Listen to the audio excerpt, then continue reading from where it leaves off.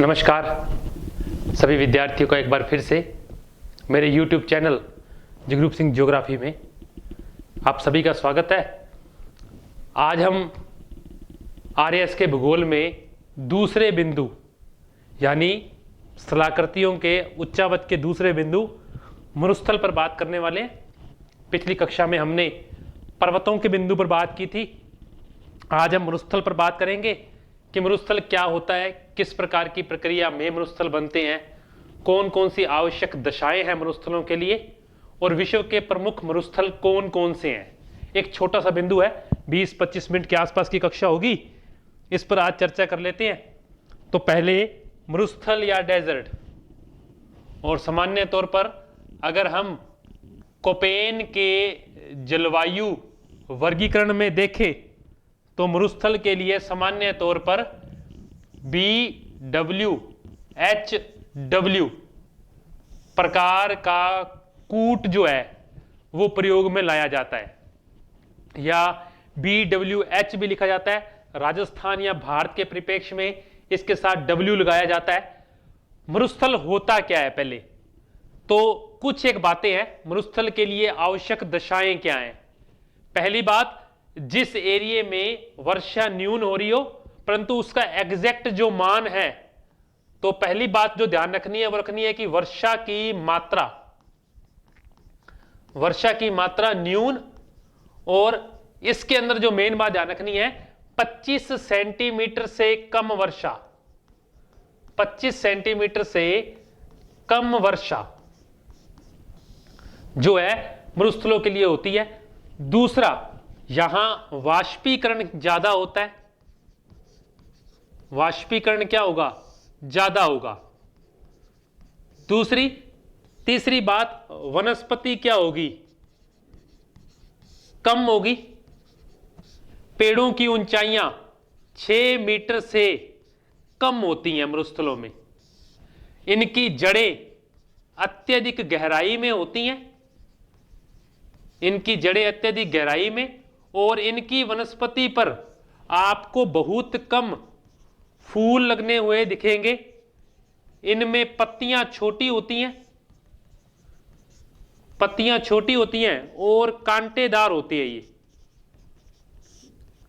सामान्य तौर पर जिस एरिया में वर्षा की मात्रा 25 सेंटीमीटर से कम हो, तो ये वर्षा की मात्रा चाहे गर्म क्षेत्रों में हो चाहे ठंडे क्षेत्रों में हो। दुनिया में कुछ मरुस्थल ठंडे भी हैं और कुछ मरुस्थल गर्म भी हैं। तो गर्म क्षेत्रों में भी वर्षा की मात्रा कम हो सकती है और ठंडे क्षेत्रों में भी वर्षा की मात्रा कम हो सकती है। तो ऐसे एरिया जो है वो सामान्य तौर पर मरुस्थल कहलाते हैं।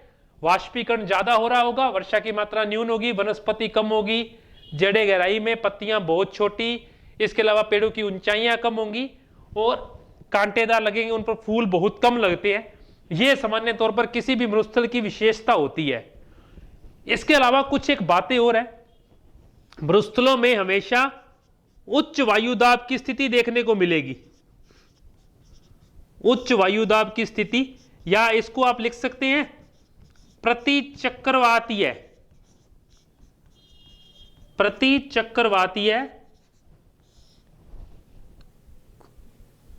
कंडीशन, ऐसी कोई स्थिति पाई जाएगी, उस अवस्था में मरुस्थल बनते हैं। अब हमको दो बातें ध्यान रखनी है मरुस्थलों के लिए। हम अगले पेज पर उसे थोड़ा ढंग से समझते हैं, इस चीज को आप जरूर समझेंगे। यह मान लीजिए भूमध्य रेखा है 0 डिग्री, और इसके ऊपर जो है वो कर्क रेखा है, कितने डिग्री? 23.5 डिग्री। इसके ऊपर आर्कटिक वृत्त 66.5 डिग्री। इसी प्रकार से नीचे भी 23.5 डिग्री मकर रेखा और 66.5 डिग्री अंटार्कटिक वृत्त। आपको इन भागों में, उष्ण कटिबंध में, हमेशा दुनिया के पश्चिमी भागों में मरुस्थल देखने को मिलेंगे। कौन से भागों में? पश्चिमी भागों में। चाहे आप सहारा को देखिए, चाहे आप कालाहारी को देखिए, नामिब को देखिए, थार को देखिए, अटाकामा को देखिए, सोनोरन को देखिए, इस एरिया के मरुस्थल पश्चिमी भागों में होंगे। परंतु यहां के मरुस्थल ज्यादातर आपको पूर्वी भागों में देखने को मिलेंगे। आप गोबी को देखिए, तकलामकान को देखिए, पैटागोनिया को देखिए, तो शीतोष्ण कटिबंध के मरुस्थल हमेशा पूर्वी भागों में और शीत कटिबंध उष्ण कटिबंध के मरुस्थल हमेशा पश्चिमी भागों में स्थित होते हैं। यह एक कंडीशन अपने को ध्यान रखनी है। एक, हमेशा मरुस्थलों के पश्चिमी भागों पर, ध्यान रखेंगे, उष्ण कटिबंध के मरुस्थलों में पश्चिमी भागों पर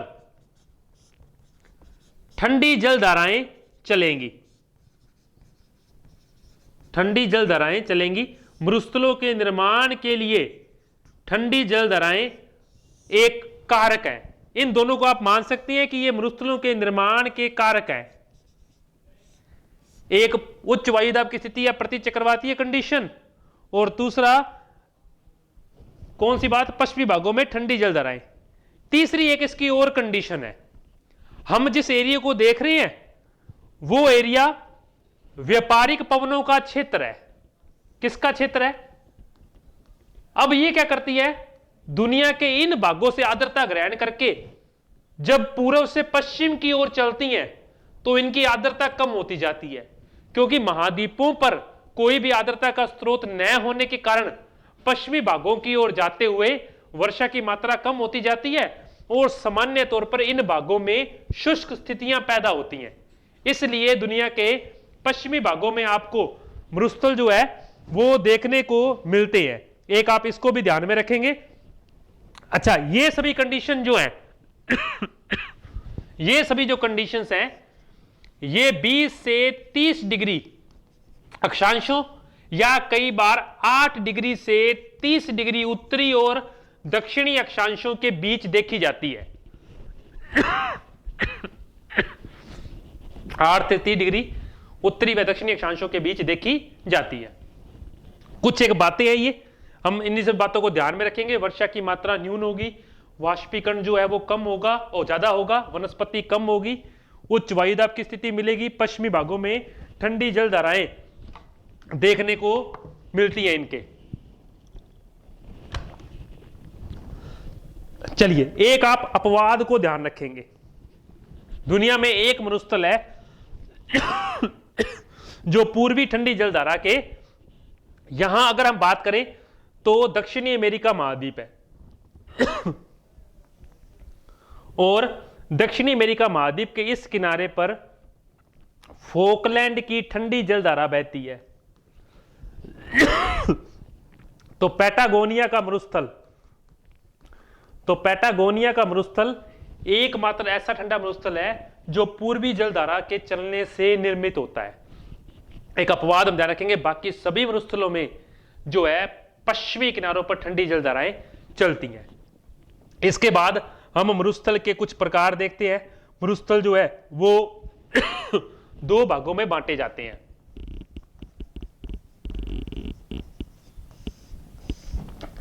पहले मरुस्थल होंगे स्थिति के अनुसार,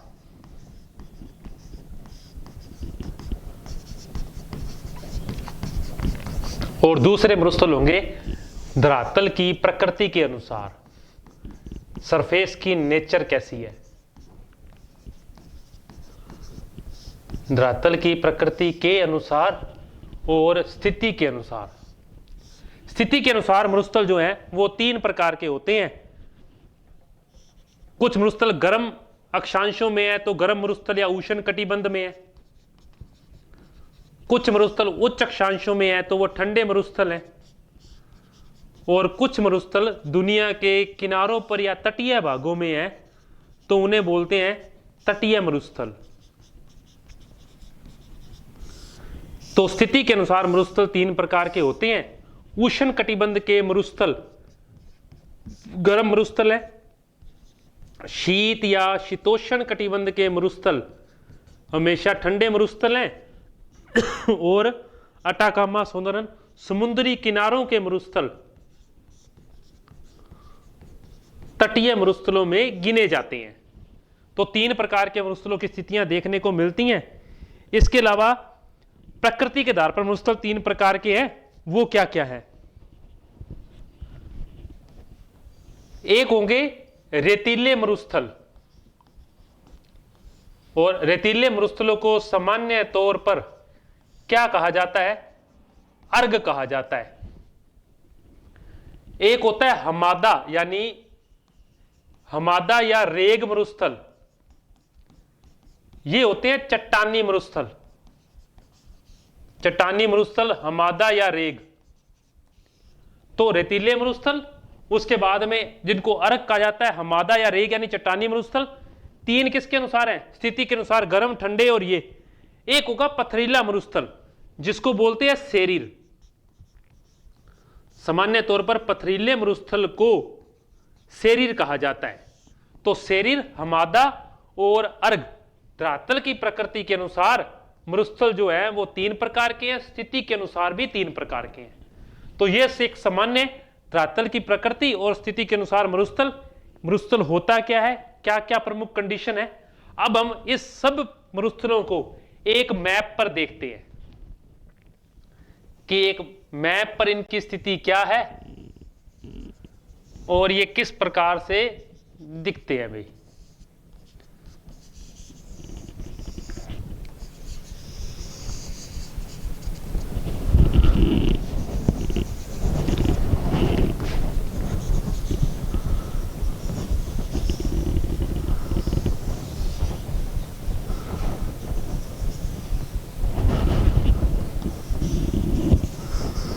थोड़ा बहुत मैप इधर उधर हो तो कोई बात नहीं, आप स्थिति बस समझ लेंगे।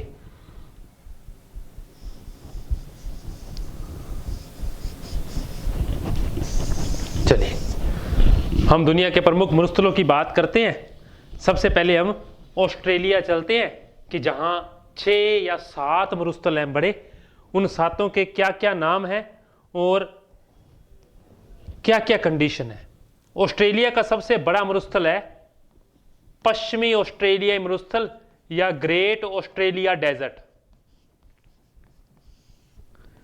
पश्चिमी ऑस्ट्रेलिया मरुस्थल, या इसको कई लोग ग्रेट ऑस्ट्रेलियाई मरुस्थल भी कहते हैं। इसके साथ ऑस्ट्रेलिया के अंदर तनामी का मरुस्थल, सैंडी का मरुस्थल, ग्रेट विक्टोरिया का मरुस्थल, सिंपसन का मरुस्थल, गिब्सन डेजर्ट और एक होता है बारबर्टन। ये कुल 1 2 3 4 5 6 7 मरुस्थल ऑस्ट्रेलिया के अंदर पाए जाते हैं। तो ग्रेट ऑस्ट्रेलियाई, Gibson, Barberton, Tanami, Sandy, Great Victoria और सिंपसन डेजर्ट, ये सारे मरुस्थल किस महाद्वीप में है? ऑस्ट्रेलिया महाद्वीप में या ऑस्ट्रेलिया देश में स्थित है। अगर हम उत्तरी अमेरिका महाद्वीप के इस किनारे पर चलें तो यहां सबसे ऊपर मरुस्थल स्थित है सोनोरन का, और उसी के नीचे स्थित है मोजाम्बिक का डेजर्ट। यूएसए और कनाडा की सीमा पर, यूएसए और मैक्सिको की सीमा पर स्थित है। इसी प्रकार से नीचे यहां स्थित है अटाकामा डेजर्ट, अटाकामा डेजर्ट, और इस तरफ स्थित है ठंडा मरुस्थल पैटागोनिया। और पैटागोनिया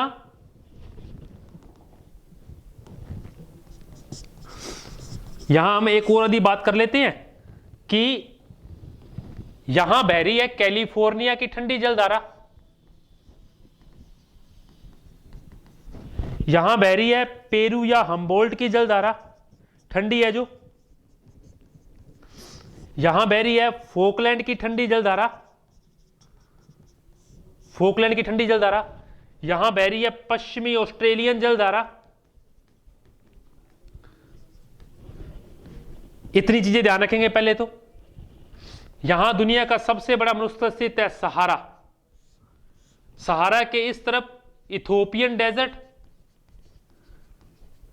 और एक स्थित है सूडान में न्यूबियन डेजर्ट। वहीं नीचे 4 देशों अंगोलो, बोत्सवाना, जिम्बाब्वे के अंदर स्थित है कालाहारी, और कालाहारी के इस तरफ स्थित है नामीब का डेजर्ट, नामीबिया में स्थित है। उसी प्रकार से इस मरुस्थल के भी इस किनारों पर यहां चलती है कनारी की ठंडी जलधारा और यहां चलती है बेंगुएला की ठंडी जलधारा। तो हम बात जो करके आए हैं कंडीशन कि मरुस्थलों के किनारों पर ठंडी जलधाराएं बहती हैं। उसी प्रकार भारत और पाकिस्तान के पश्चिमी किनारे पर है थार, चाइना के अंदर है गोबी का मरुस्थल और इसी के साथ है तकला मकान। कई लोग लद्दाख का भी ठंडा मरुस्थल यहां देखते हैं। फिर तुर्कमेनिस्तान के पास स्थित है दो मरुस्थल, काजिलकुम और काराकुम। इसी प्रकार ईरान के अंदर दो मरुस्थल स्थित है, दस्त ए लूट और दस्त ए काविर।